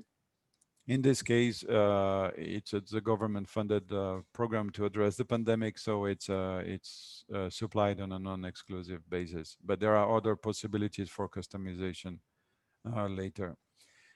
So I'll go quickly here about the face mask, because the face mask is really just an example of what can be done. This is one of the solutions here to provide this additional protection to healthcare workers. We're still working on the scale up of the technology to make bigger, wider machines to coat the fabrics that are used for garments. So far, we have machines that are working already to do the coating for face masks. And early next year, we plan to scale up to bigger, faster processes. This is an example of the machine we built for the face mask. It's the plasma coating is done in here in a nitrogen atmosphere that is shielded. And well, this is an industrial setup here. This is not clean room. So when it will go into a customer, it will be in a clean room, obviously. Also, because it's a very thin coating, it's very difficult to measure it. So we had to develop also specific vision systems using fluorescent molecules that are incorporated into the formulation to allow for camera inspection. Otherwise, it's very difficult to use non-destructive tests for controlling the quality. So we combined the development of both of the formulation of the virucidal with its specific inspection method. But this technology can be used in many other areas for adhesion, for treatment of different materials that are difficult to stick, especially the polyolefins and other polymers, or elastomers also. We have examples of elastomers. We cannot mention many customer names. The one I can mention is not really medical, but it's like Samsonite. They are working with us on developing better adhesion between parts of their products. And Ariane Space also, for example, we also solved an adhesion problem on the spacecraft parts. And we're just now starting to work with the medical device industry on some specific applications for in vitro diagnostics, more complex biomolecules. And on the right there are some examples that go back to the previous presentation on FAS, on the fluoropolymers, fluorochemicals. With this molecular coating, we can make surfaces more hydrophobic using a lot less fluorochemicals, or using substitutes or combinations of products and trying to achieve same level of performance. It is very difficult to replace fluoropolymers. With this technology, we can use combinations that allow for some hydrophobicity without the use of FAS, or significantly reducing the quantity of fluorochemicals that are used. So the room really is open for innovation. We have been working with many companies in selling R&D systems to them so that they can develop their own technology using this process. We have machines that to treat surfaces with a scanning system or a row-to-row system like the one I have shown, or robots. So adding the molecular plasma spot torch to robots. Obviously, this is an automotive robot. This is not typical pharmaceutical industry one, but it can be used also within clean room environments, because the only thing that is being used is nitrogen, and even the way to vaporize or atomize the active ingredients is using Venturis in gas, so there's no moving parts, no everything optimized for minimum contamination. We are really looking for partnerships in bringing this technology to market. We are a small startup, just a dozen scientists and a really interesting technology, and looking for partners in the polymer and medical and pharmaceutical industry to find other ways to use this technology to bring solutions to the market. Now, obviously, the virucidal one is readily available for anyone involved in those applications. We can commercialize it pretty quickly. Thank you for your attention. And so if you have any questions, I'll be happy to answer. Marcello, thank you very much for a very interesting presentation. It reminds me of a presentation I saw maybe 8-9 years ago. And just to show the application of a technology like this, 8-9 years ago, I remember seeing a presentation by a startup company in North America who'd come up with the idea of using plasma to deposit silica onto the inside of pharmaceutical vials. Maybe some of you have also seen recent press releases that this now is being used to coat the inside of cyclic olefins for the transportation of vaccines for COVID. So, I wish you well with this, because it goes back to my roots a little bit. I was involved with plasma industry a long time ago, but it's very, very interesting technology. There's no questions actually in the inbox at the moment, but maybe I have one for you. Are there actually any negative reactions on the substrate itself? Because exposing sometimes plastics to high ionizing radiation or high ionizing things like ozone and things like that, sometimes there are negative effects on the plastic itself. Right. So here we really have a pure inert gas atmosphere to avoid the presence or appearance of ozone. And the energy level is low enough not to disrupt most polymers. Now, the interaction with other additives that may be present on the polymer has to be studied case by case, right? So for most polymers, we have seen that there is not much of, let's say, side effect. But it always depends on what is in there, right? And in the example of the face masks, one customer had an unwoven fabric that had 4% of other things in it, and then we said, oh, we want to work with pure polypropylene, because then we know it's going to be okay. Otherwise, there is a lot of research that needs to be done on the interactions with all those other additives. Right? So each case here requires some research because this is really new, the way the chemical reactions are happening inside the plasma. Even a gentle plasma, you need to study and test and understand what's going on. Yeah, your comment is well valid. Even when you say polypropylene, as our members will tell you, there isn't one type of polypropylene. Right. Different levels of antioxidant in there. We've seen on also work we've done on other subjects. Just differences in the grade can really affect the way in contact with an additive system how it behaves. So yeah, that's good. Right. Well, there's one question here that's just come in. Can you comment on the abrasion wear and how long the virucidal remains on the surface? Yes, it's an important question.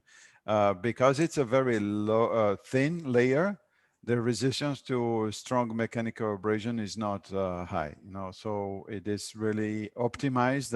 Everything we have done for this project was optimized for single-use face masks and PPE. Depending on the type of treatment, we could make a little bit longer lasting coatings, but this one that we have developed here was not optimized for that. We chose a simple molecule also to be safer and economical for the pandemic situation. To make it lasting longer, then there will have to be other combinations of surfaces and precursors. Okay, thank you. Okay, given that there are no more questions and we're running a little bit behind time, Marcello, thank you very much. Thank you very much for your presentation. Very interesting technology. Yes, I look to see where it goes. Thank you. Thank you very much. Coming on to our final speaker for today is Nick Marley. Nick is from Hall Analytical, and he's basically a chemist by training and an expert on one of my favorite topics, which is extractables and leachables, and in particular, how to help customers design effective studies to look at those things. His topic today comes with looking at how materials that are used in e-cigarettes are evaluated and how to design a good study to evaluate that. It's kind of an interesting topic because we've had, in my previous company, lots of debates about e-cigarettes and whether they are a medical device or whether they are drug delivery or what are they. And it kind of introduces quite a lot of debate into it. It's a question I often pose is, in the end, is this going to be something that's regulated in the same way as an inhalation device, a meter dose inhaler or a dry powder inhaler, because effectively you have similar mechanisms at stake here. And I think several of our members will be interested in this subject as well, because they've been involved with certain companies making e-cigarettes and involved with some of the discussions on regulatory requirements as well. So I'm looking forward very much to your presentation. So Nick, I hand it over to you, and please share your screen. And you're on mute. Thank you very much for the introduction. Yes, sir. Thank you. And hopefully you can see my presentation. Yes, it's perfect. Thank you very much, Nick. Brilliant. Thank you very much for the opportunity to speak today. So as Steve mentioned, I'll be talking today about the regulatory requirements and testing performed on materials used to manufacture electronic nicotine delivery systems. During my presentation, I'll just give a brief overview of the ENDS market, some of the current regulations, and then approaches to testing, and finally end with an example case study. So the ENDS market is fairly diverse. There's a diverse range of products out there on the market, and many more in development, each with different designs. These generally are either designed to store an e-liquid, which is aerosolized, or to heat tobacco but not burn it, so that we don't get the same levels of carcinogens. Now, these devices can be fairly complex and contain a number of different components and materials, many of which are plastics, but there's also natural materials, ceramics, glass, metals that are used in these devices. And Not all of these will necessarily be of concern for what I'm going to be talking about, but you know, there's many consumer contacting parts, and there's also a number of parts that are in the flow path, and some of these components can heat up to very high temperatures. It's a rapidly growing market. It's you know, and it's highly dynamic and innovative. So there's a lot of new products that are coming on stream. There's a lot of changes that occur to products. But as you'll see later, there's more and more regulation, which is kind of making this what is probably a fairly fragmented market with quite a lot of players occupying the space. Probably that's going to be reducing the market size just because of the costs required to get that regulatory approval. But what we're seeing here is that increasingly these electronic nicotine devices are being used as a smoking cessation tool. So they're a way of stopping people from smoking. I'm not sure, is my slides moving? At the moment, not. Oh, sorry. There we go. So apologies for that. Okay, so end products are sold across the world, with a minority of countries actually banning the sale of these devices. However, most of the countries still allow these products to be consumed.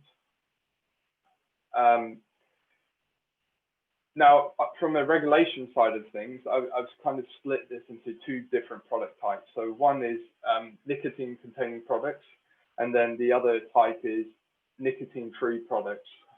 So these are whether they're e-liquids that don't contain nicotine, or they can sometimes be containing CBD, for example. So in the EU, we have something called the Tobacco Products Directive. That's currently in its second guise or form, and has been around since 2016. It's also undergoing further review, and probably to incorporate the CBD market.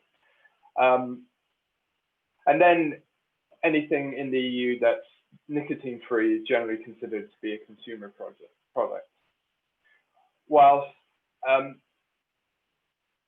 when you file a product with the EU, you can submit it to multiple EU states as part of a single application. So, you know, you can reach a wide market base with that single application. And generally the market access is far cheaper than in the US, which results in many smaller independent companies operating in this space. In the US, we have something called the pre-market tobacco product application. And this has only been in existence since September this year. And any marketed product that was in place before needed to meet these requirements and guidances to remain a marketed product past September. So a lot of companies have been working very hard to file their products with the FDA.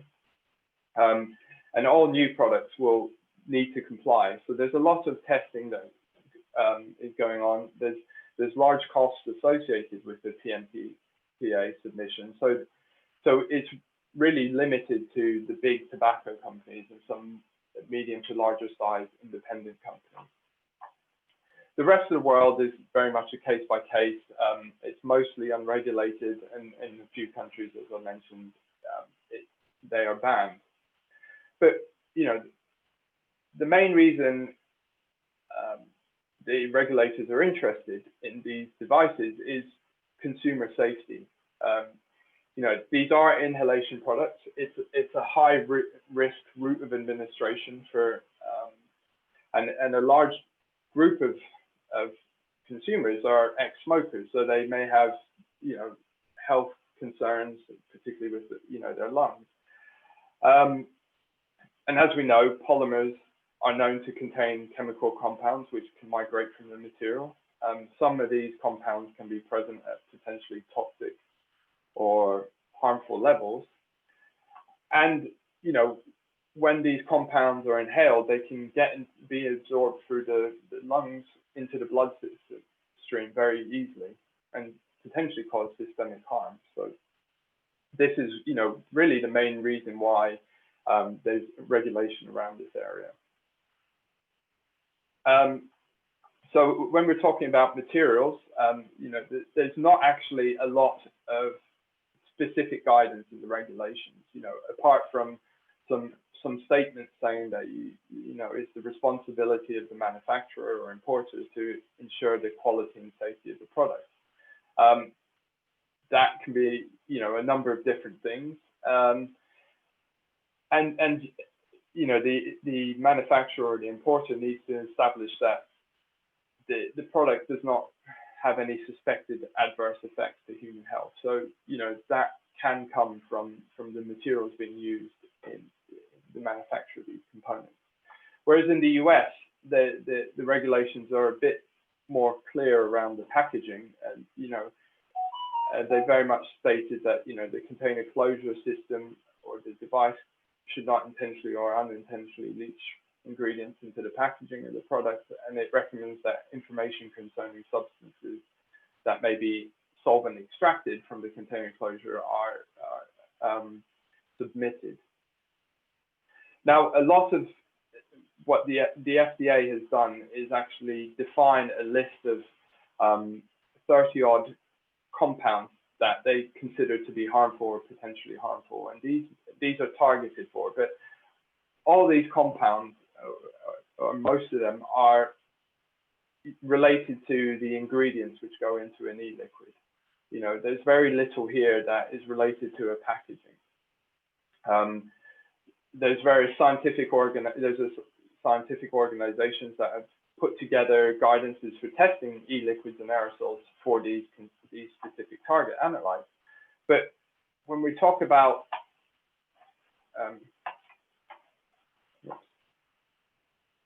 sorry, I've lost my mouse. There we go.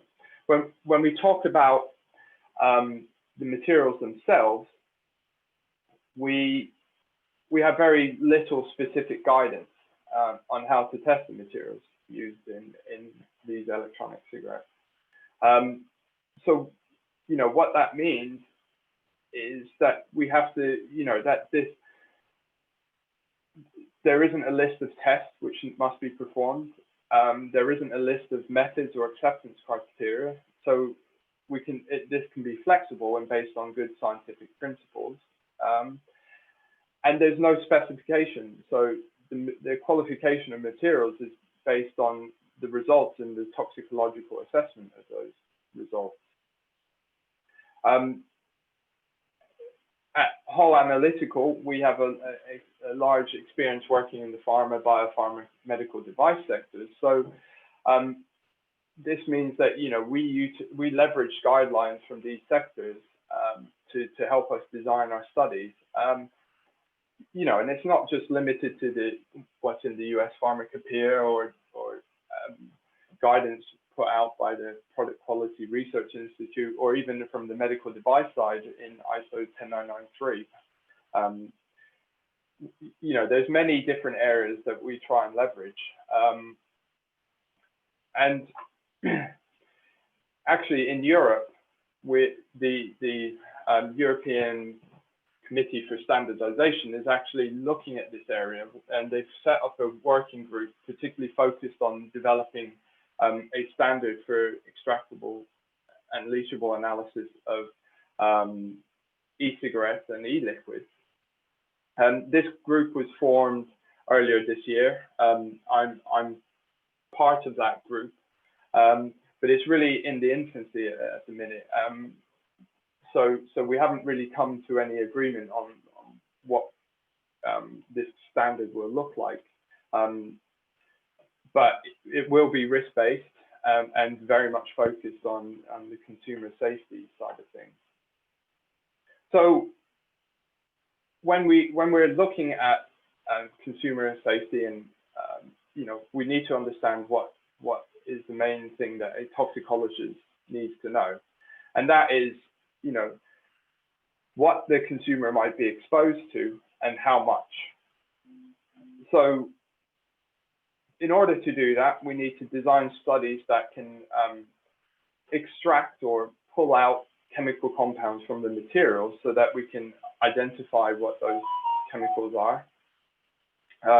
These can be done using a range of different conditions, and these conditions are designed to give us slightly different answers. So, you know, if we're looking to characterize a material, we might choose conditions which are more aggressive, but bracket a wider range of uses.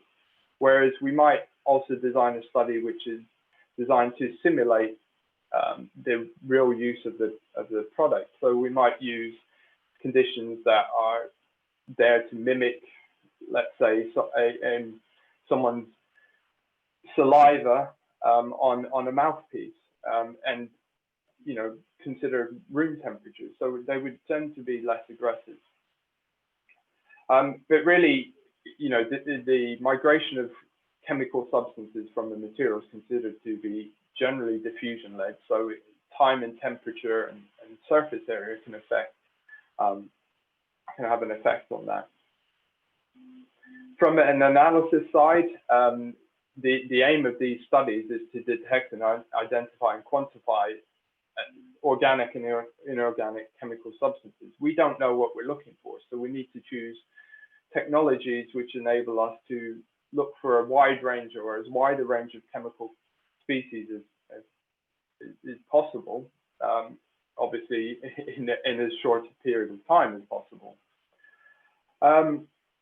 So we use various different techniques, and these generally are split into 4 categories. So for volatile species, we use headspace gas chromatography linked with mass spectrometry. For the semi-volatile species, we use direct injection gas chromatography.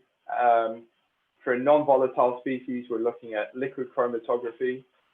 And then for inorganic, we're looking at inductively coupled plasma mass spectrometry. And well, any analyst will know it's not quite as simple as that. We need to, in order to perform an identification, we need lots of other information to help us to interpret the mass spectrometry data. And that can be commercially available libraries or in-house reference libraries. And then also a skill set in structural elucidation. But additional to that is knowledge of the materials and polymers that are there, past experience, and also working with the suppliers of the materials to determine what potential compounds might migrate. Now, often we apply thresholds because we are limited by the sensitivities of these techniques, but also we need to ensure that the studies we design are also going to answer that toxicologist's question about whether the chemical substances which migrate may be a concern to consumer health. Now, as Heraclitus said many years ago, that all things are poisons, nothing is without poison. It's really the dose alone that makes it something that is or isn't a poison. Now, many substances can be toxic at very, very low levels, and the worst case of those tend to be carcinogenic, mutagenic compounds. So we need to apply thresholds which enable us to identify those compounds at very low levels. So where we're talking about levels which may mean we've got 1 in 100,000 chance of getting cancer, or 1 in a million chance of getting cancer. Now, there's many different compounds of concern. I've named just a few here, but there's polyaromatic hydrocarbons, which we get from using carbon black to pigment a polymer, for example. There's various metals that can be of concern. Formaldehyde from POM, for example, is considered a concern. Nitrosamines from nitrile rubbers, bisphenol A, for example, from polycarbonate, and mercaptobenzophiazole from sulfur cured elastomers. So, you know, there's a number of compounds that we do need to look out for, and may cause a health concern to those using the products. Now, you know, I just thought I'd share some data quickly, just to show the kind of importance of looking at materials and not thinking that one material is the same. So this study was really performed as a material selection study. There was multiple base polymers. These polymers were used to manufacture two components. And these came from a number of different suppliers, and even some of the suppliers had multiple grades. So as discussed earlier, we used various techniques to look at the substances which might migrate from these materials. And we designed the study so that it wasn't overly aggressive, but showed in-use conditions, or was similar to in-use conditions. So what we found that when we had, so what I'm showing here is the number of peaks that were observed from the different components, and we've got two different component types, and these, as you can see here, there's quite a range in the number of analytes we observed, but also the number, but the quantity of analytes observed. So, you know, we've got, you know, an order of magnitude at least difference in what migrated from these components. This example here, component B, C, D, and G were all made from the same base material, whilst B, C, and D were from the same supplier, but different grades. So you know, there is variability, and as you guys will well know, there's different additives added to the polymers. There's different physiochemical, I guess, properties for these materials. So you know, so these substances can migrate differently depending on the grade and how those materials were manufactured, and that can have an impact downstream when they're being used by a consumer or a patient. Yeah, so that concludes my presentation today. So thank you. Please let me know if you have any questions.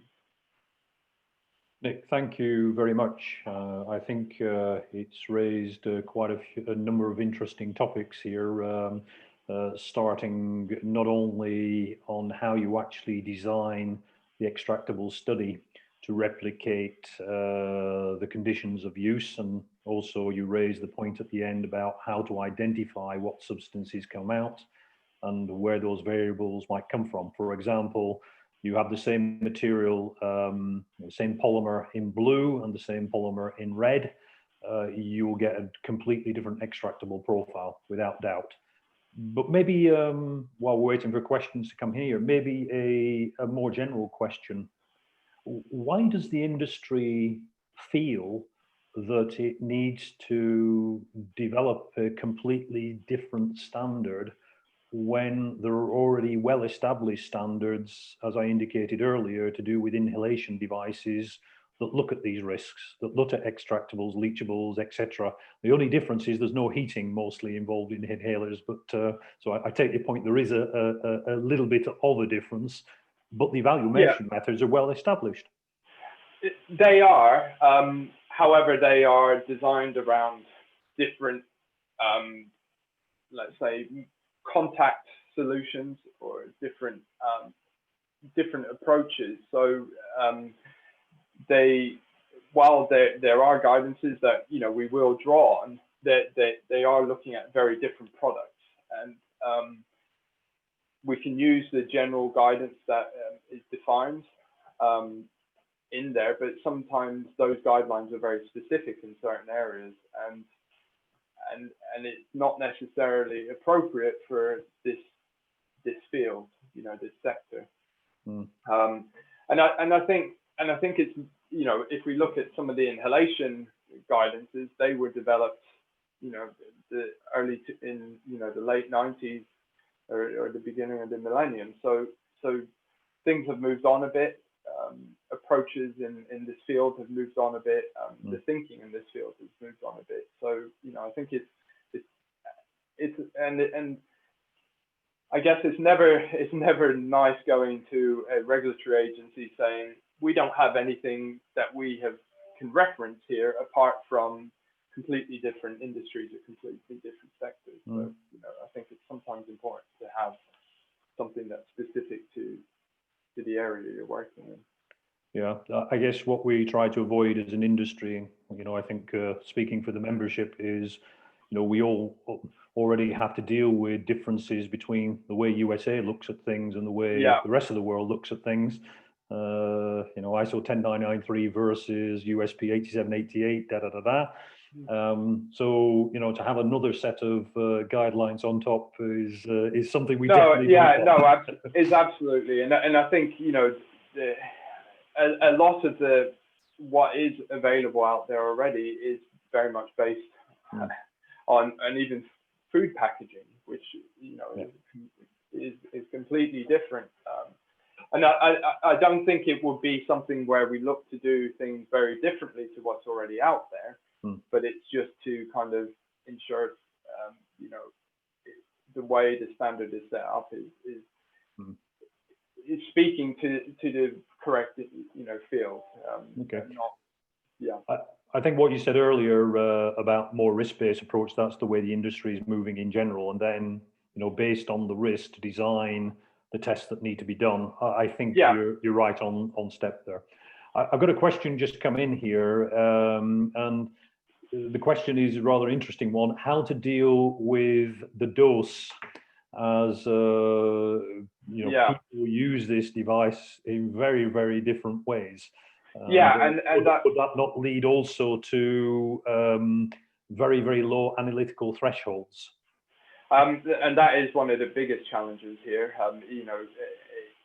A medical drug has very predefined or predetermined dosage, whereas a consumer product, it's up to the consumer. Luckily, there are guidances or regulations out there that define what a kind of heavy user dose might look like in this field. So you kind of, or individual companies will have an idea of how much they expect their consumers to be using their product, how much of that in a day, for example. So we very much go on those guidances from either the manufacturer of the device or from external sources. So there are things that can be used, but it is different to medical devices or drugs in that sense, and it does often push the analytical evaluation thresholds or the sensitivity you need a lot lower than those areas. Okay, thank you. I don't see any other further questions here. So Nick, thank you very much for the insights and the presentation. It'll be very interesting to see how this develops, and please feel free to engage with MedPharmPlast Europe, because as we said, you don't need to be a plastics expert, you'll soon become one. We have a lot of plastics experts in our membership. Exactly, and I think the error that a lot of standards have made in the years over the years is not engaging in a collaborative across, cross analysts, toxicologists, end users, manufacturers. I think that's right, and that's a general comment we have. And You know, the reference I gave you to inhaled drugs, for example, that was a classic example where the industry came up with a standard, and then about 2 months before they published it, they said, "Oh, maybe we should involve the material suppliers." So it's a common problem. It's one we don't get over, but maybe in the end we'll win. But I mean, a lot of the regulations that require the end, manufacturer, the end supplier to kind of do the testing. So, so I guess that's why, they are the ones that are almost most concerned. But then, as we're seeing more and more, that testing gets pushed down to their suppliers. So, it does need to be collaborative. Good. So thank you very much, Nick. Much appreciate it. And so we're at the end of the presentations for today. If there are any general questions that we haven't answered, you have a few minutes to post them into the box here. Or as an alternative, you can send them through to Lila, and we will reach out to the speakers and attempt to answer those questions for you.